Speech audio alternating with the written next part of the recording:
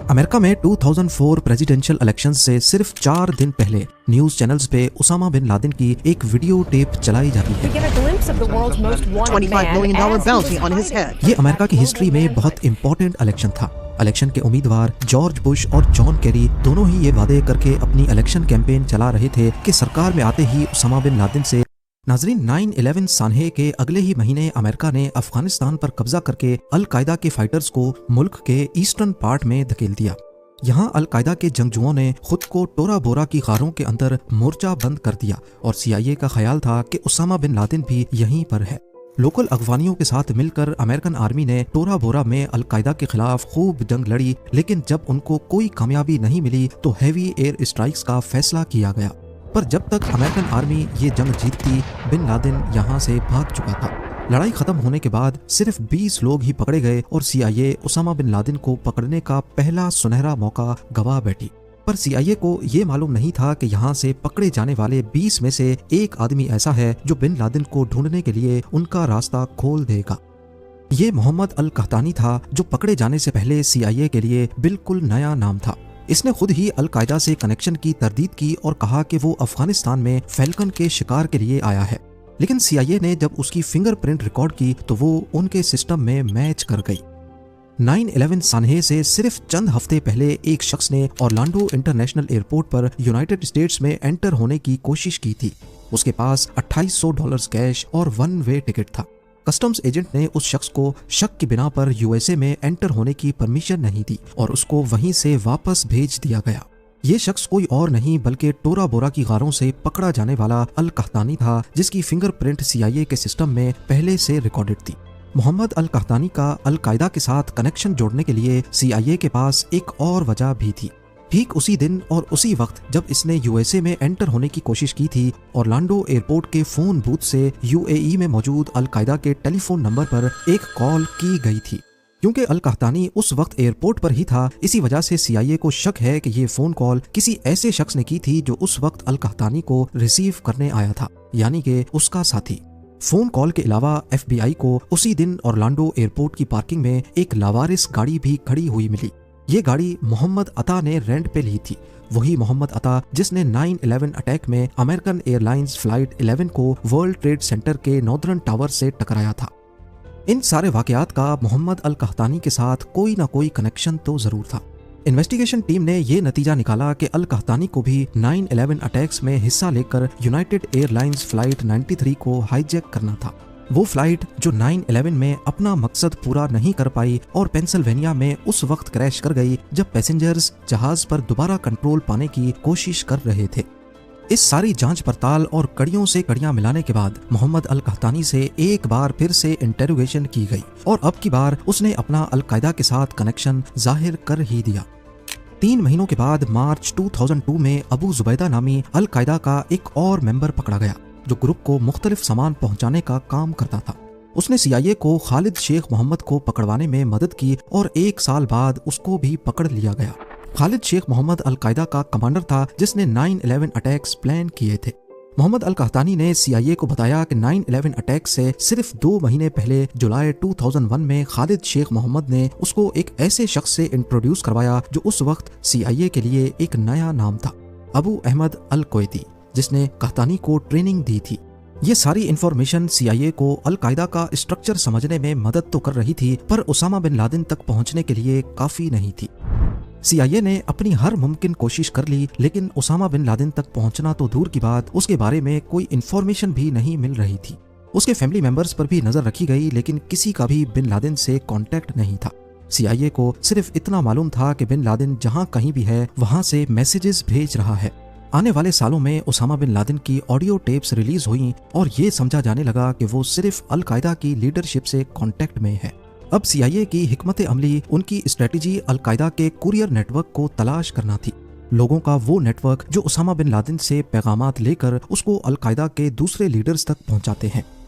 जनवरी 2004 में Kurd security forces ने हसन गुल नामी शख्स अरेस्ट किया, जिसके पास से उसामा बिन लादेन का एक लेटर मिला।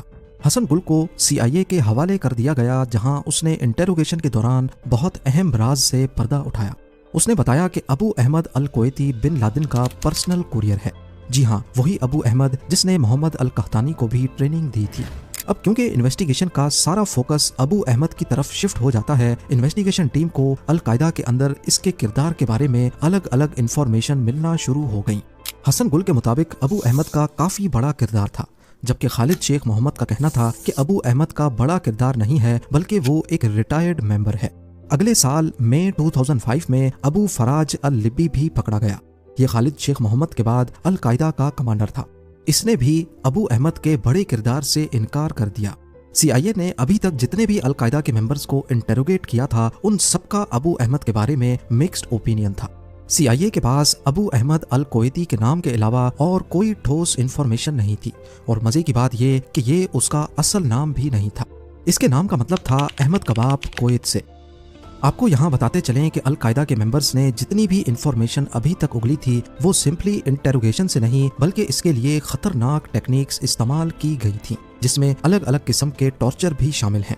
अगले 2 सालों तक CIA ने खूब जोर लगा के देख लिया, लेकिन ना ही अबू अहमद अल कोयती का पता चला और ना ही उसामा बिन लादेन का, बल्कि अगली इंफॉर्मेशन किसी दूसरे खुफिया इदारे से मिली। 2007 में CIA को अबू अहमद की असल पहचान के बारे में एक इंफॉर्मेशन मिली, जो कि CIA के नेटवर्क से नहीं आई थी। इंफॉर्मेशन से पता चला कि अबू अहमद का असल नाम इब्राहिम सईद अहमद है और ये एक पाकिस्तानी है जिसकी फैमिली कुवैत शिफ्ट हो गई थी। पिछले 2 सालों में उनको सिर्फ उसका असल नाम पता चला था, लेकिन इसको पकड़ने में मजीद कुछ साल लगने वाले थे। CIA ने अपना सारा फोकस इब्राहिम सईद उर्फ अबू अहमद अल कोयती को ट्रैक करने में लगा दिया। कुवैत समेत दूसरी मिडल ईस्ट कंट्रीज से पाकिस्तान आने वाली तमाम कॉल्स को टैप किया जाने लगा, इस उम्मीद में कि शायद कहीं से अबू अहमद को ट्रेस किया जा सके। लाखों फोन कॉल्स मॉनिटर करने और 3 साल का इंतजार करने के बाद जून 2010 में उनको एक फोन कॉल पर आखिरकार शक हुआ। वो आपस में अरबिक और पश्तो जबान में बात कर रहे थे और दौरान गुफ्तगू पाकिस्तान में मौजूद शख्स ने एक सवाल के जवाब में बताया कि मैं उन्हीं लोगों के साथ हूँ जिनके साथ पहले होता था। यही वो बात थी जिसकी वजह से CIA को शक हुआ कि यही अबू अहमद अल कोयती है। इसके अलावा ये पाकिस्तान में बैठा शख्स अपनी लोकेशन को ट्रैकिंग से बचाने के लिए हर मुमकिन कोशिश कर रहा था। उसका मोबाइल सिर्फ चंद मिनटों के लिए ऑन होता और फिर दोबारा से बंद हो जाता, और ये सिर्फ तभी ऑन होता जब ये पेशावर जाता था। इन सारी हरकतों से इन्वेस्टिगेशन टीम को पक्का यकीन हो गया कि यही अबू अहमद अल कोयती है, लिहाजा अब ग्राउंड लेवल पे इसकी जासूसी शुरू कर दी गई। इसके लिए अगस्त 2010 में एक पाकिस्तानी CIA एजेंट को ये काम सौंपा गया। पहले उसने पेशावर में अबू अहमद को आइडेंटिफाई किया और उसका पीछा करना शुरू किया। कई घंटों की ड्राइव के बाद अबू अहमद अपने घर में चला गया। CIA को अबू अहमद के घर का मालूम पड़ चुका था, लेकिन इस बार वो कोई गलती नहीं करना चाहते थे। वो चुपके से उस पर नजर रखने लगे, क्योंकि वो अबू अहमद ही था जो CIA को उसामा बिन लादेन के ठिकाने तक पहुंचा सकता था। कई दिन गुजर जाने के बाद भी अबू अहमद किसी ऐसी जगह नहीं गया जहां बिन लादेन हो सकता है। तभी CIA को शक हुआ कि शायद बिन लादेन कहीं और नहीं बल्कि इसी कंपाउंड में अबू अहमद के साथ ही रहता है। बेशक अभी तक अमेरिका को 100% कंफर्म नहीं था, लेकिन जिस शख्स को वो पिछले 10 सालों से ढूंढ रहे थे वो शायद यहीं पर था।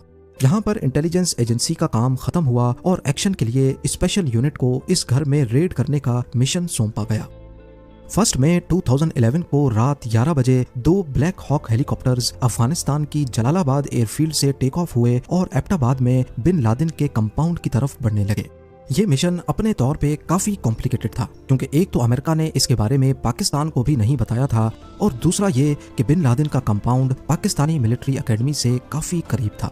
इसी वजह से इस मिशन में जो हेलीकॉप्टर्स इस्तेमाल किए गए उनके अंदर सीक्रेट स्टेल्थ टेक्नोलॉजी लगी थी, यानी वो पाकिस्तानी रेडार्स पर शो नहीं होंगे। ये ऑपरेशन 40 मिनटों के लिए प्लान किया गया था, लेकिन नेवी सील्स ने पहले 15 मिनटों में ही उसामा बिन लादेन को बिल्डिंग के 3rd फ्लोर पे ढूंढ कर मार दिया। बाकी वक्त उनको बिन लादेन के गार्ड से लड़ने में लग गए और पूरे 38 मिनटों के बाद वो कंपाउंड से बाहर आ गए। आते वक्त एक हेलीकॉप्टर की इमरजेंसी लैंडिंग हुई थी, जिसकी वजह से वो टेक ऑफ नहीं कर पा रहा था। इसी वजह से पहले उस हेली को डिस्ट्रॉय किया गया और उसामा बिन लादेन की बॉडी समेत सबको एक ही हेलीकॉप्टर में वापस जाना पड़ा।